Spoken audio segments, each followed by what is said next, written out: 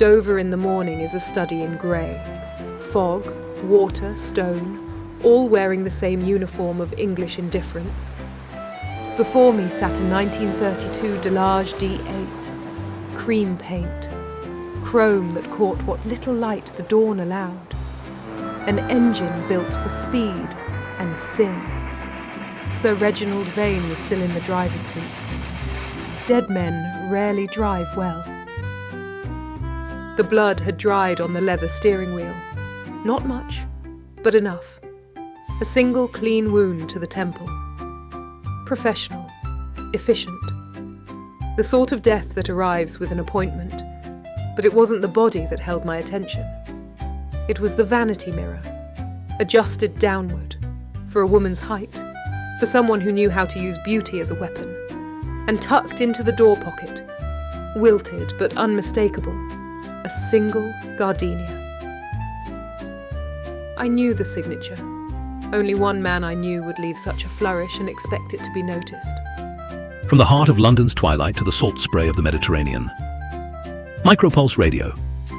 Mystery Theatre presents another inquiry from the casebook of Maud West, London's lady detective. Tonight's story: The Road to Monte Carlo.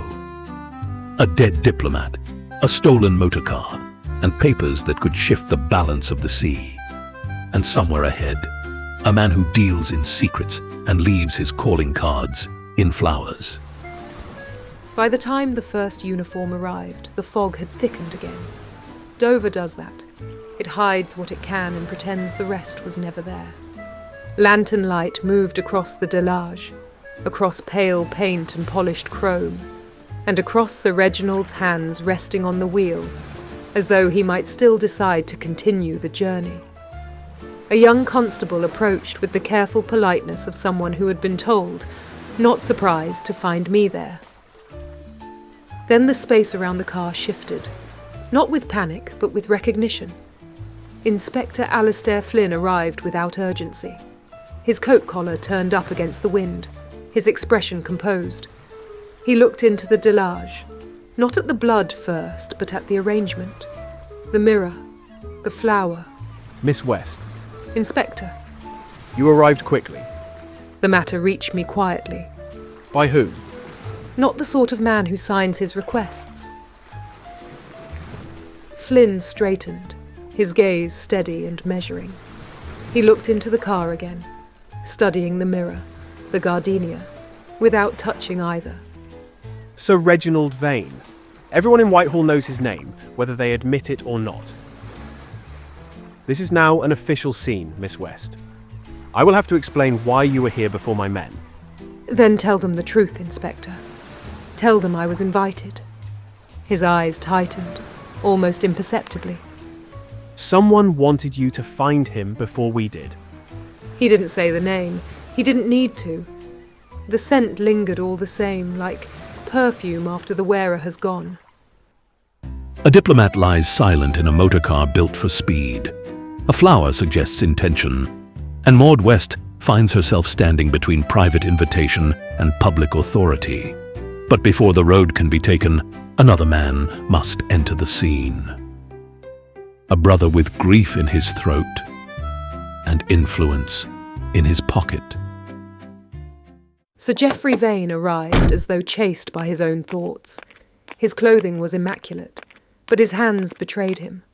One gloved, one bare, as if control had slipped partway through the morning. He did not ask why I was present. He simply looked at the motor car, and his face hardened into something close to anger. Not at the murderer, at the finality.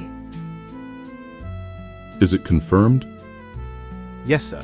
I want discretion. Within reason. Sir Geoffrey turned to me, choosing each word as though it might be repeated in Parliament. My brother was carrying papers that must be recovered before anyone decides to make this a spectacle. Then you should avoid turning it into one. The warning landed. Geoffrey steadied himself. We should speak in London, not here. This is still an active scene, sir. And my brother is still in that seat. Grief has a way of outranking procedure. Sir Geoffrey's rooms near Whitehall smelled of polish and sleeplessness, the sort of place designed to impress the living and quietly disregard the dead. Flynn remained by the doorway, as if his presence alone could keep the room honest. Sir Geoffrey poured brandy he did not drink. Then at last, he spoke as a brother rather than a baronet. Reginald had no taste for drama. If he was killed in a delage at Dover, someone wanted the story to travel. What was he carrying? Geoffrey hesitated. He disliked the word carrying. It made the thing sound physical and therefore vulnerable. My brother was entrusted with the Mediterranean naval codes, Maud. Handwritten. If they reach the tables at Monte Carlo, the Mediterranean becomes a very small pond. Find the codes, and find the man who took them. I knew the signature. Whoever arranged this had always favoured spectacle over discretion. This should have been disclosed to Scotland Yard immediately. And do you think it would have been handled quietly? I think it would have been handled with precision. Two men staring at the same problem from opposite ends of the world. Flynn saw law. Geoffrey saw reputation. I saw the road between them. So you believe the codes were taken deliberately? I believe my brother was murdered for them, and I believe I know who arranged it. Julian Thorne. The name arrived with the inevitability of a key turning in a lock. Evidence? He was seen in Dover the morning my brother died, boarding the ferry to Calais, with a woman. Isabelle Marchand. Dark hair, expensive coat, eyes that didn't apologise for anything. If Julian had chosen her, it meant he intended to be entertained on the way to disaster. What do you want from me, Sir Geoffrey? I want the codes returned before the Admiralty decides to solve this with bullets. And you want to keep your brother's name out of the papers? Yes? Justice and discretion in the same breath. Then I will need access to the delage and to anything Reginald wrote in the last month. I'll provide what I can. And Miss West, if you find Thorne, do not let him leave French soil. That is not her authority. It may be the only authority that reaches him in time. Thus the chase is set. A brother, desperate to prevent scandal. An inspector determined to keep the law intact. And Maud West, drawn forward by a name that carries history. Across the channel, the roads of France await. And somewhere ahead, a gardenia continues to wilt. The ferry crossing was cold enough to make even English silence feel excessive. The delage sat below deck, chained like an inconvenient confession. Flynn stood at the rail, hands clasped behind his back, watching the water as though it might produce answers. Thorne, Maud West, and naval codes. This is not your usual inquiry. No, this one was arranged. Then why were you the one being summoned to the scene before my men? It was not a question. It was a measurement. Because the man who left the flower expects me to follow the scent. So he knows you. He knows how I move. Flynn nodded once. Small, controlled. That is what worries me. The honesty of it surprised me. Not because Flynn lacked honesty, but because he rarely wasted it. Worry less about me, Inspector. Worry about the papers. I worry about both. In that order. You don't miss much, Maud. That tends to cost you. France rose from the mist. A coast of pale stone and hard decisions. Some choices look like distance until you realise their commitment. The road from Calais to Paris is long, straight, and entirely too honest about your appetite for speed. The delage was built for men who enjoyed rules only when they were breaking them. I found the machine agreeable. Flynn did not. You're driving like a woman who expects the road to apologize for being in her way. Check the mirror, Inspector.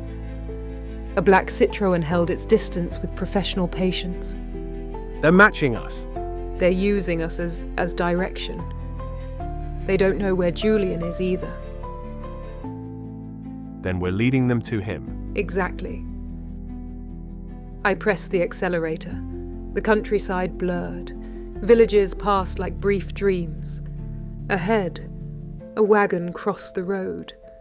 Slow, stubborn. I did not brake.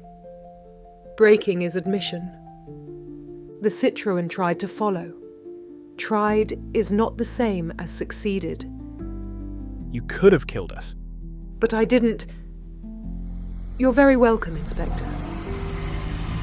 We needed fuel. We needed information. And we needed to disappear long enough to become unpredictable again.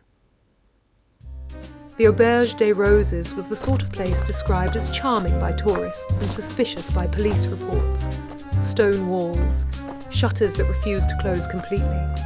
A proprietor who watched us arrive as if we owed her money from last year. Inside, the air smelled of stew and secrets. The innkeeper began with vagueness and arrived at clarity only after Franks changed hands. She remembered an Englishman and a woman who had argued. She remembered the name Monte Carlo spoken aloud. She remembered the woman was displeased. He had said she was too expensive for promises. Julian, always at his most honest when being cruel. She told us they had gone south, toward Dijon, perhaps farther. As we left, I felt the familiar sensation of being watched by someone who believed themselves invisible. Outside, I did not turn my head. Turning your head is also admission. We drove away. Behind us, in the courtyard, a shadow lifted a telephone receiver. Julian would know we were coming. He always did. From the quiet lies of roadside inns to the brighter lies of the coastline, the road narrows and the stakes widen. In Nice, beneath perfume and sunlight, the trail grows warmer. And in Monte Carlo, where fortunes change hands without question, Julian Thorne prepares his final table. Nice in late afternoon is God's apology for inventing England. The sea was impossibly blue, as if it had never heard of war. Yachts bobbed like indulgent thoughts, and the harbour smelled of salt, engine oil, and expensive mistakes. We questioned a dock worker who had seen too much and believed in little. Money changed hands. Memory improved. He remembered the Bugatti. The woman was angry. The man took a private charter to Monte Carlo. He carried a locked case, and he travelled with another man. Someone in white. Very rich. They spoke of numbers, of exchange. The buyer. Yes. And Julian will not sell in Nice. Too public. He will sell where money changes hands so often no one remembers the shape of it. Monte Carlo. We take the Corniche. Of course we do. The Grande Corniche is a road carved into cliffs by men who did not believe in guardrails. It rises above the sea like a dare. I pointed the délage toward the mountains. Ahead, the sun lowered, which meant the road would be dark and unforgiving, exactly as Julian preferred it. The Casino de Monte Carlo is where the world goes to pretend it has no conscience. Crystal chandeliers that forgive every sin except poverty. Marble floors that echo with decisions too expensive to regret. I wore midnight silk borrowed from a Nice boutique, and a look of practiced boredom. The uniform of women who belong anywhere money forgets its manners. Flynn did not belong at the table. He belonged at the edges, where rules are enforced by memory rather than law. He stood near the rail overlooking the floor, posture correct, hands empty, watching reflections instead of faces. The chandeliers gave him everything at once. Entrances, exits, exchanges that lasted half a second too long. Monte Carlo has no patience for official men. It tolerates them only so long as they remember they are guests. Flynn knew better than to observe Julian directly. He watched the dealers, watched who deferred, watched which men stopped gambling the moment Julian's hand moved. A yard inspector cannot make arrests here. He can only make notes, mental ones, and trust that pressure applied elsewhere will remember them. When he shifted his weight, a waiter mistook him for security. When he spoke, a banker mistook him for a problem. That was the danger, and the utility. Julian never looked at Flynn. He didn't have to. He knew who was watching. And at the centre table sat Julian Thorne. Black suit, immaculate cuffs, gardenia fresh in his lapel. He didn't look up when I approached. He dealt a card with surgeon precision. Maud. Julian. Still playing with other people's futures, I see. You never mistook the table for the game. Not flirtation. Recognition. The kind that tries to turn memory into ownership. Sir Reginald Vane is dead. How tragic. Diplomats do so dislike interruptions. The codes he carried are missing. And you assume I took them. I assume you arranged it. Assumptions are dangerous, darling. Still, they do keep the evening lively. Across the room, a man in a white tuxedo watched us with stillness. The buyer. He did not gamble. Men like that don't gamble. They purchase outcomes. Where are the codes? Already sold. The case will be collected at midnight. By then, I shall be somewhere else. And Isabel? Isabel wanted love. I offered her a percentage. We disagreed. He said it as though it were a business dispute, not a betrayal. Julian leaned forward slightly, lowering his voice. You could walk away, Maud. You could let the Admiralty clean its mess. You could let your inspector file his papers. His eyes held mine. You never did enjoy being told where to stand.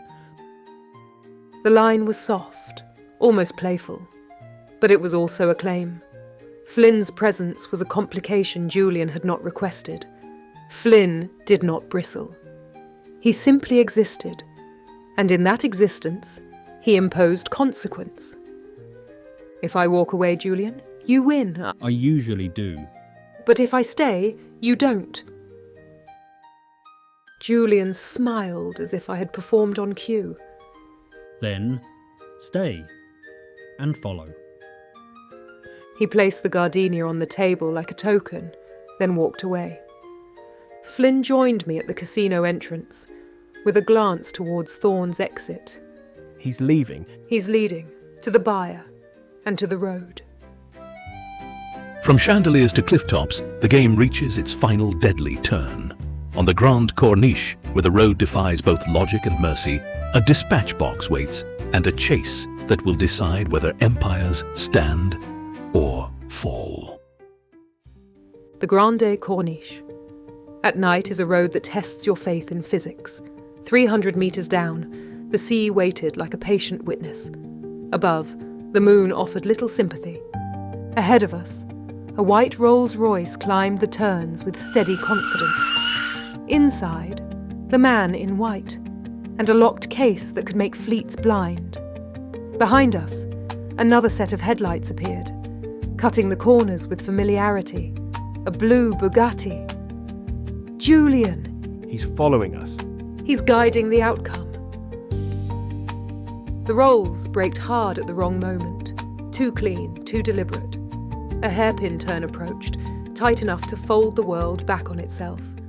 I had two options: brake and lose the case, or take the turn as though the road owed me a favour. I chose the second. For one impossible second, we hung on the edge of the cliff, half on road, half on air. Flynn did not shout. He took one sharp breath, The sound a man makes when he understands that survival is no longer his to command. Hold on, Inspector. The delage recovered, and the rolls swerved. The window opened. A metal case slid out like a confession finally forced into daylight. I stood on the brakes. Flynn was out before the car fully stopped. I've got it!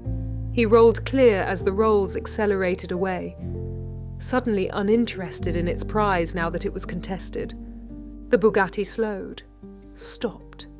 Julian stepped out as though he had simply arrived for dinner. Nicely done, Maud.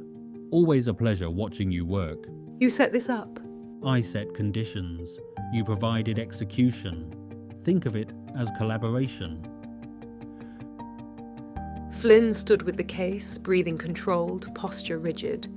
You're under arrest, Thorne. Flynn said it with the calm of a man who knew it might not hold. Arrest only works when everyone agrees the game is over. Julian smiled anyway.